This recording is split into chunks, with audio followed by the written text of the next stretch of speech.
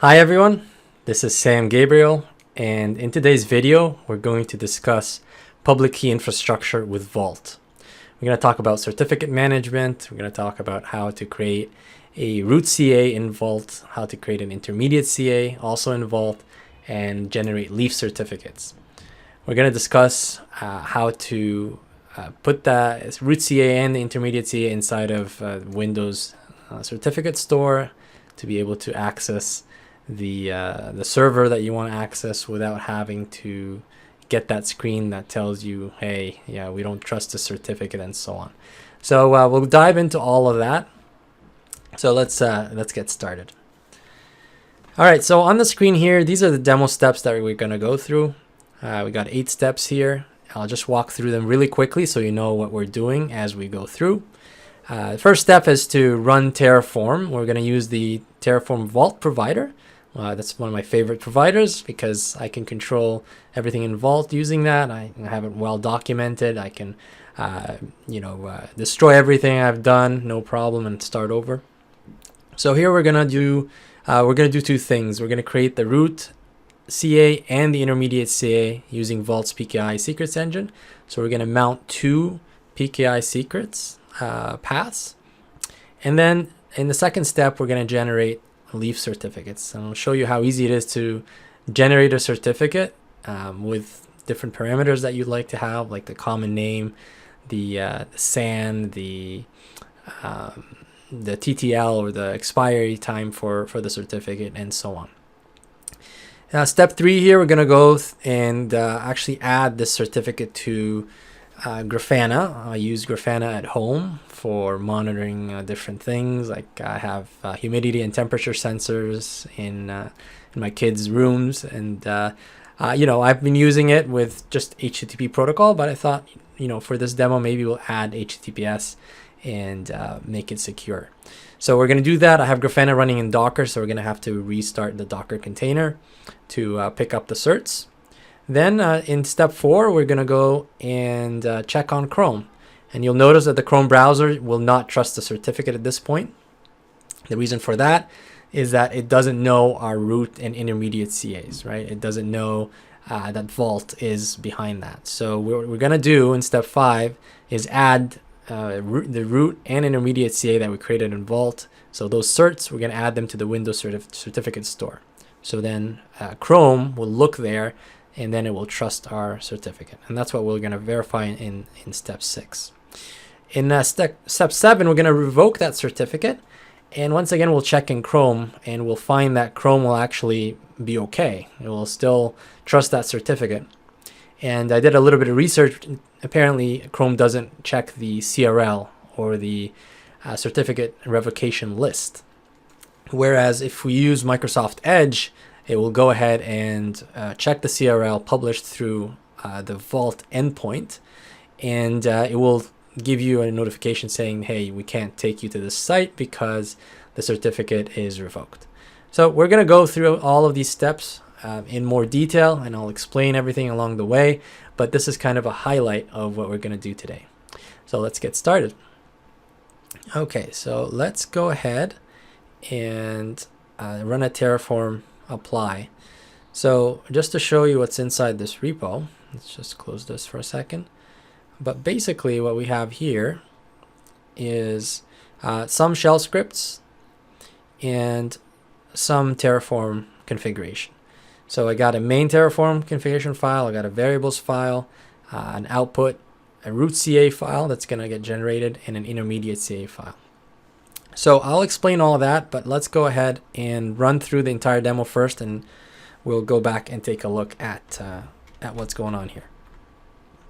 So let's go and do a Terraform apply, and that should show us what exactly is going to get created, and runs a Terraform plan in the beginning as usual, and then we're going to approve it and see what happens. Actually, while that runs, why don't we go ahead and take a look at Vault. So as you can see here in Vault, I only have an internal or a KV store. I have a transit engine running. I have a database engine running for MongoDB, but I don't have PKI running at all. So we're going to get to that in just a minute once Terraform runs. So if we look at back here in Visual Studio Code, you see that everything is ready to go. There are 16 changes that will get created. So let's go ahead and say yes.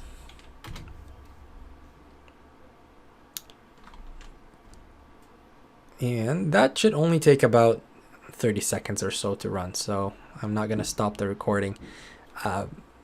But while this runs, you can see here it's creating a role. It's creating the actual certs themselves for the CAs, the root CA and the intermediate CA, and it's already done. So let's go back and take a look here. So I'll just go here and come back to the secrets tab, and you can see the PKI root CA mount is here at this path, and the PKI intermediate CA is at the PKI-int-CA path. So if we go inside of any one of those, you can see that we created some roles, and there's the certificate for the intermediate CA itself, some configuration, and you know, here's the configuration. You can take a look and see exactly what happened here. So one thing worth noting is the URLs, the endpoints that got generated. In this case, I have an issuing certificates endpoint and the CRL, which stands for certificate revocation list URL, which is very important because this is where Microsoft Edge is going to check to see if our certificate that we're trying to, or the server we're trying to access, has a certificate that's valid and it's not in the revocation list. It hasn't been revocated or revoked. Okay, so let's go back and check and see what's the next step here. So we ran Terraform, we created the secrets engine. Now let's generate a leaf certificate. I'll show you how easy it is. I have a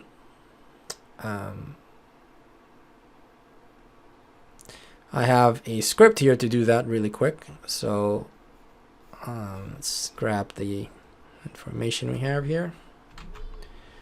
So as you can see, I will generate this command. I'm gonna, or this command is really what generates the certificate, but I'm gonna run this script directly, and I'll explain exactly what this does in just a second here. So let's run this. Create server certs.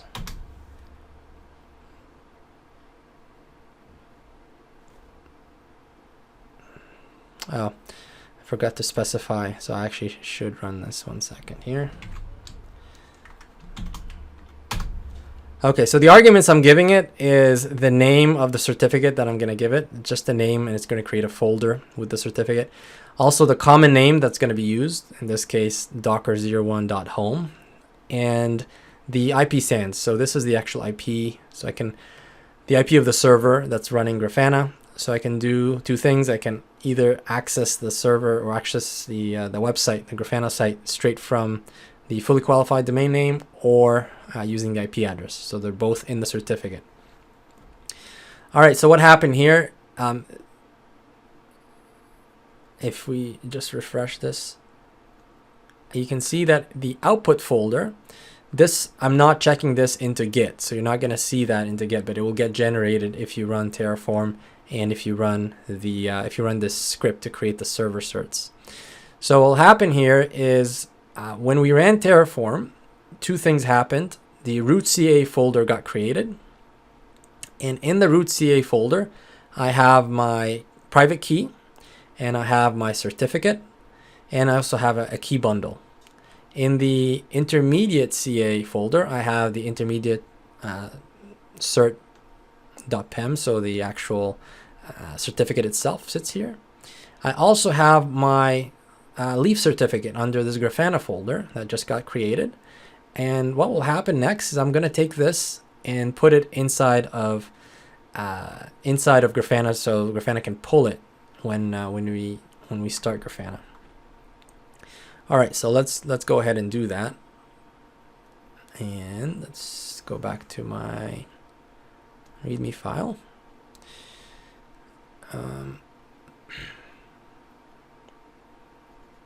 Okay, so I have the command here ready to go, which will basically SCP my certs that got created into my server.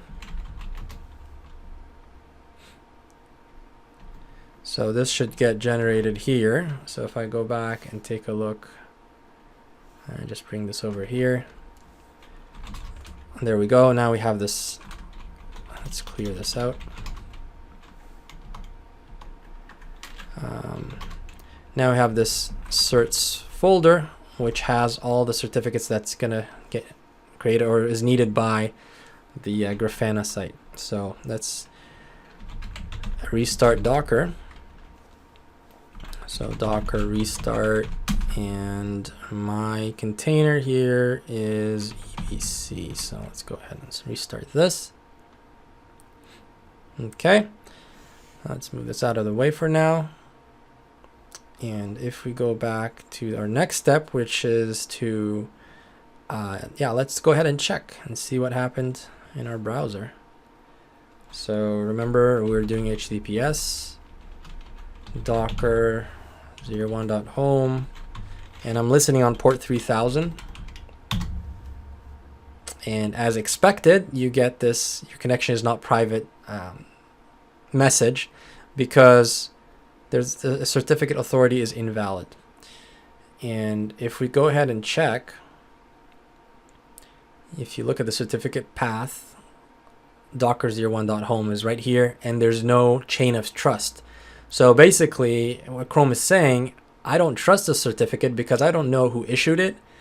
This person or this CA or certificate authority that issued it is not in my root store, which is where I trust the different CAs. So typically, because this is Vault that created it, and it's not part of the operating system, the Windows operating system that comes prepackaged with the different certificate authorities, we're going to have to go and do this manually. So the way you do this is you basically go here and let's search for certificate, manage computer certificates. That's it. In the control panel, and every operating system will be different, but this is the way it works here in Windows 10. As you can see, we're in the store right now. So two things we're going to do. We're going to add in the trusted root certificate folder under certificates. These are all the root CAs that Windows understands, and Chrome also taps into this store to check. So we're going to add our certificate in here, the CA, the root CA from Vault, and then the intermediate CA will be added here as well. So to do that, let's go back, and I have a shell command that will convert. So this shell script is basically going to convert PIM to .crt that's going to be used by the Windows Store. So if we go back and take a look at our output, now what we've created, make sure we refresh again. Now we created the same certificate, the intermediate CA certificate, and also the root CA certificate, but with the .crt format. So now, as I mentioned here, we go here and then we just say action all tasks import. So we're going to go ahead and import this and find this. It's in output root CA, so that's the right one. And hit next, finish, and that should be done. All right, so next we're going to do the same thing for the intermediate CA. Action, import, next. Let's find this. So output under intermediate CA, and here's the cert. Let's go ahead and import it. All right, that is done. So now we have the home intermediate certificate right here that was issued from Vault, and as you can see also the bottom here you'll find the home root CA as well from Vault. And we'll take a deeper look at the certificate and the content of those certificates in just a little bit. Okay, so that is great. Let's close that for now, and let's go ahead and go back to here and see if that made a difference. All right, let's make sure that we do this again. Docker.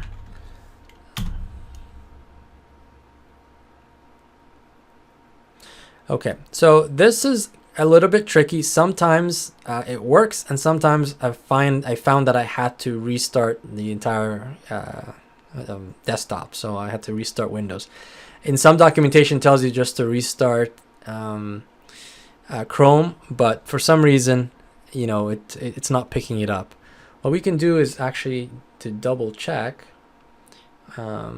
before I have to stop the recording and restart again to restart the computer.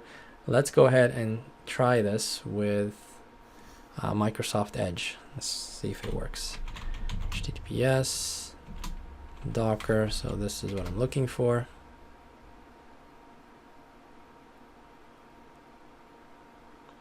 And this one actually works. So as you can see that we're actually confirming that the certificate is good to go. We're not getting an error. So it's just a matter of getting Chrome to work. So let's try one more time here. If not, we'll continue with Microsoft Edge. It's not a big deal. So let's try maybe an incognito window and try this again. And there you go. The incognito window works. You see the certificate now is valid, and if you click on the certificate, you can see the details about it. So it's issued to Docker 01.home. The home intermediate certificate is the issuer, and it's valid for a year. And that was all specified. The TTL is what we specified for how long it's going to run, or how long it's valid for. In here, you'll see all the details. So a serial number is very important to keep track of, because that's what we're going to use to revoke the certificate. You can see the issuer, as we saw before, more information about the issuer, valid from, valid to, the subject, public key, and if I go down a little bit more, the authority information access. This is the URL we saw earlier inside of Vault for the issuer. And then the subject alternative name, or SAN. So you see Docker 01.home is the DNS name that I used for the common name for the cert, and then the IP address that I used as well. So what that's telling you is basically you can use this IP to log in as well. So if I go, I'll do this in a second. But you can also see this, which is important, the CRL distribution point. And that's what we specified with the role inside of when we were creating the intermediate CA. So this is where Microsoft Edge is going to check to see if the certificate that we're trying to access or use is revoked or not. And that's pretty much it. Now this is key to see. As we saw before, we only saw the Docker 01.home, but now since we've imported the root CA and the intermediate CA, we see the entire chain of trust. So we see that this certificate was issued by the home intermediate certificate, which was then issued by the home root CA. And if you click on any one of those, you can verify the certificate for each one of those CAs as well. So the home intermediate CA was issued by the home root CA, issued to the home intermediate certificate or CA, and it's valid for 5 years. Also, this is configurable. The details, the serial number if we need to revoke it, and everything else, the CRL as well. In this case, the CRL is the PKI root path, and then the path here is that the home intermediate certificate was created by the home root. Once again, you can view the home root. In this case, it's the root certificate is always self-signed, right? So you have to start somewhere. So it's signing itself, issued to home root, issued by home root. And once again, you can go ahead and take a look at the details here. But that's pretty much what you'd expect. The other piece here is the SAN. So if I were to go and do this, let's port 3000. And of course, I didn't specify HTTPS, so let's do that. You see, it's also valid because we included the IP SAN in there. Okay, excellent. So this is all working, is working great. Now let's go back to our demo list and see where we're at. Okay, so we are at step number 6. We showed that now we're trusting the certificate, everything is good. Let's go ahead and revoke the certificate and see what happens. All right, so I had to stop the video because I revoked the certificate, but I had some issues with the Windows machine to be able to identify that, this certificate is no longer valid. So I recreated a new certificate and I figured out what the issue is, and I'll talk to that in just a second. So how are we going to revoke the certificate? You go to your Vault UI. You could do this also through the CLI. So through the UI, you go to the PKI int CA, and this is the actual CA that issued that leaf certificate. So here are the certificates that we have. And the initial certificate was the C723 that I revoked earlier. But for now, you can see that I also revoked the other one, that the recent one that I created when I stopped the video. So basically what you do is you go over here, and you can just go like that and revoke and click revoke. That's just going to revoke the certificate. There's another way of doing it. You'll see it in the README section of this repo. It shows you how to do that through the CLI, vault right PKI, revoke, and you always need to be able to get the serial number to do that.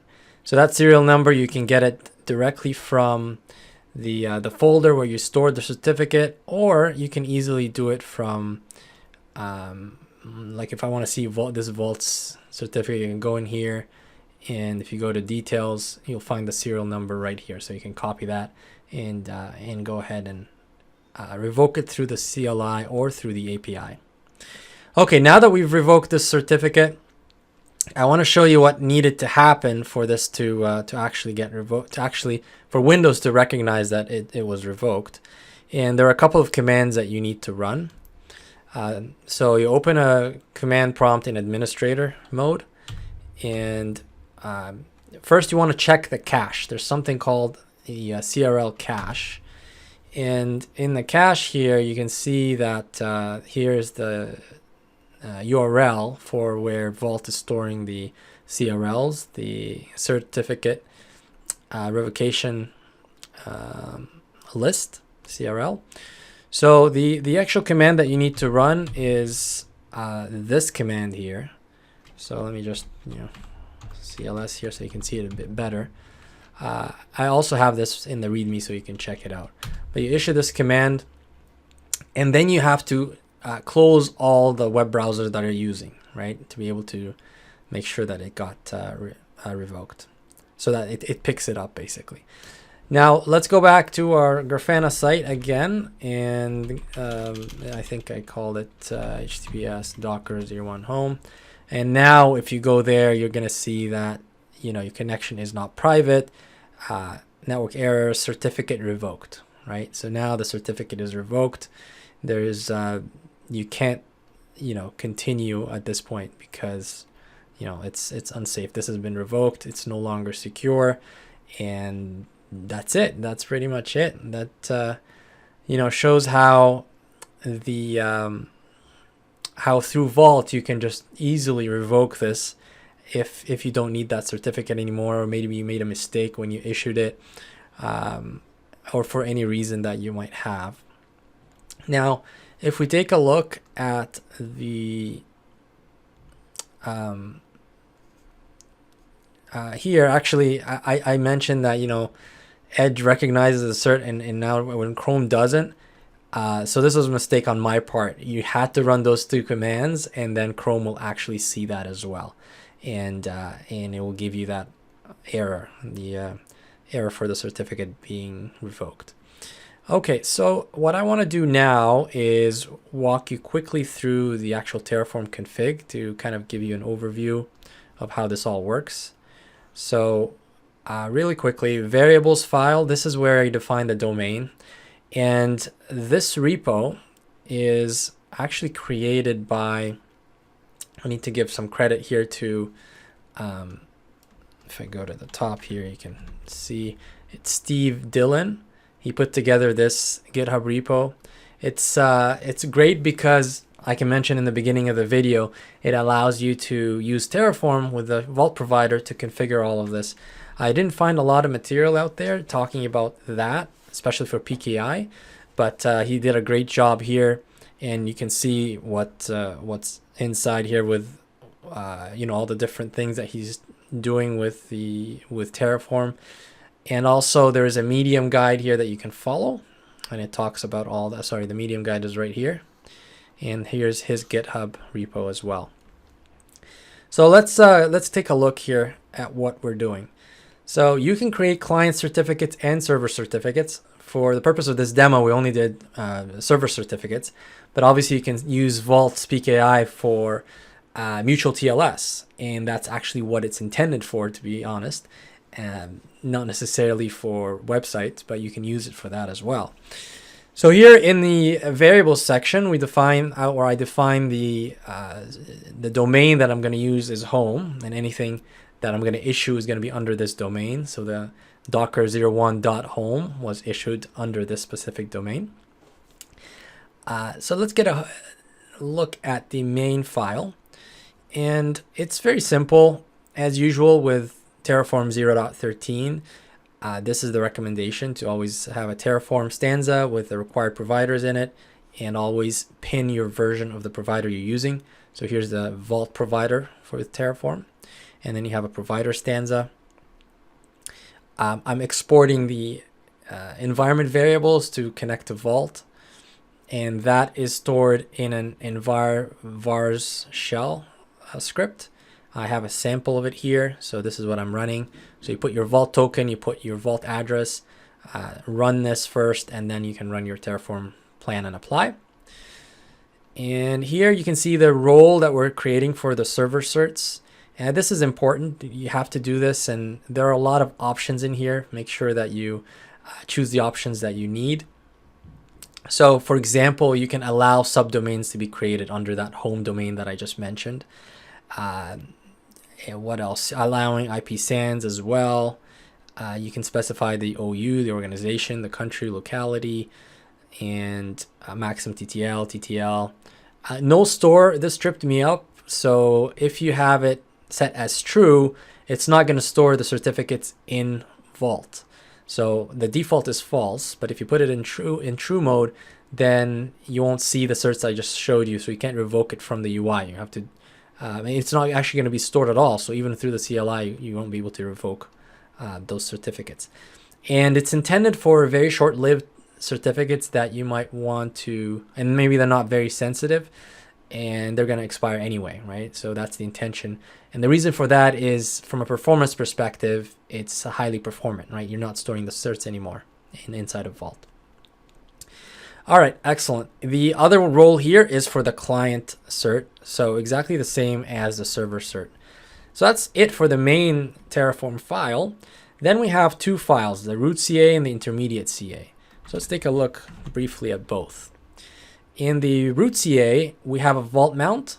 So where are we mounting Vault or the PKI for the root CA? And this is the path we specified and we saw inside of the Vault UI. Then you can see the config URLs, the one for the issuing certificates and the CRL distribution points. So that's where we were able to see what the certificate revocation list is at. And that actually, it reminds me, we can do a quick test here and come back in just a second. If we go back to configuration here and see the actual config that we have, you'll see the CRL under URLs, you'll see the actual distribution point for CRL. So if I copy that and if I paste it in a new tab, yeah, I downloaded a number of times, but once it comes down, you'll see the certificate revocation list information, and right away you'll see the serial numbers of the certificates that were revoked. So the CC723 and the latest one that I recreated, the C76E as well. So that's just a quick hint here that you can actually, you know, get this through the API, or you put it in a browser, you download the CRL. All right, let's get back to looking through the config.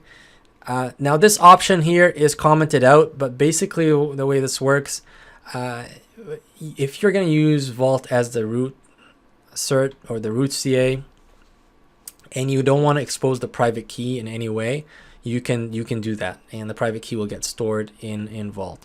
But as you see here in the comment, the CA infrastructure now is tied to the Vault and pretty much the server you created the CA on. So in this case, I'm commenting this out because I want to get the private key for the root CA. Again, you don't have to do that, but keep that in mind that it is possible. And so here what we're doing, we're creating the private key, as you can see, and we're storing the private key in the output file. And I think I mentioned or showed this before. So the output folder has a few things here. So this is Grafana. There's the root CA. So in here, you're going to find the key. This is what it's referencing. So the private key got created and put here for you. Once again, this is all local. I'm not pushing this to Git, and neither should you. It's putting the file permission as well. And here's creating a self-signed certificate. Remember, we have to self-sign the root CA, so this is what it's doing. And then here's the local file it's writing the CA cert to. So the CA cert right here is written here. Then this one is the bundle, the CA bundle that you see right here. And finally, the what is this doing?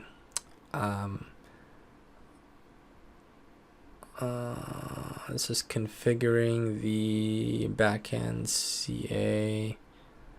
Okay, this is the PIM bundle. Okay, yeah. So what it's doing, the root CA certificate that we just created, we store it now in the mount itself. So once you created the certificate, you have to pass it back to Vault to be stored in the PKI root CA path. Excellent. So that's the root CA. Now we have a root CA in place. Let's take a look at the final file here, the intermediate CA. Once again, very similar. We have a mount. This time gave it a different name, PKI int CA. Then you have the same thing, the paths for the issuing certificates and the CRL. And here you got the certificate request. So we're creating a CSR, certificate signing request. And step 2, now we've got to get the root CA to sign the CSR. So this is the stanza to do that. And once again, we're saving the public part of the certificate and store it in a local file. So as you can see, the file is going to be under int.ca. And where's that? It's right over here. int.ca cert pem. Step 3, now the CSR is processed. We have a signed certificate. Once again, you have to put it back in back into Vault, right? So this is where we're mounting it again. So that's it. I mean, the configuration, you do this once. That's the beauty about it. You run this Terraform once, and then from then on, all you need to do, it becomes like a factory. It's creating certificates at will. So once you're done with this, all you have to do is go here in this shell script that I created, and or I modified, I should say. Steve Dillon, he's the one who initially created it. There you can specify in your, as you're running the command, the different variables that I have here. So the certificate name, that will create the actual folder here, which is Grafana, and give it some names here for the certificate. And then you have your common name, and then you have your IP sans, and then a time, like a time to live. In this case, I have it for a year, but of course you can modify that. And all it's doing here, it's creating the certificates, the .pem files for you. So you can see all of these are created. And the main Vault command here is this. So this is what you use to issue a certificate. So once again, this can be done through the CLI as you see here, or through an API command. And this is the factory, really. You can keep creating at will, and it's very simple. It's an API call. Can you imagine? It's just an API call, and you're getting a certificate with the private key, with everything that you need to put this in your application. In my case, I put it into Grafana. Grafana is able to read it. I specified it in the grafana.ini file, and it's good to go, right? So you can do this for multiple files or multiple servers, web servers, and it's very, very easy, and it really simplifies the whole process of PKI and certificate management, which can be quite a hassle. So with that, I believe we covered pretty much everything. The output file just outputs a few things. You can take a look at it at your own convenience.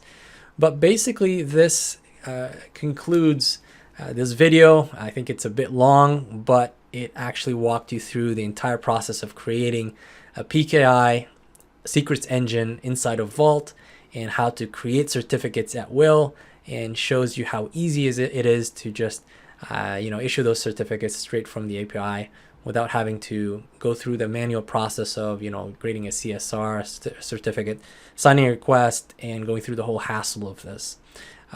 Which, speaking to many sysadmins, it's not an easy job, and especially since you do this once every 2-3 years.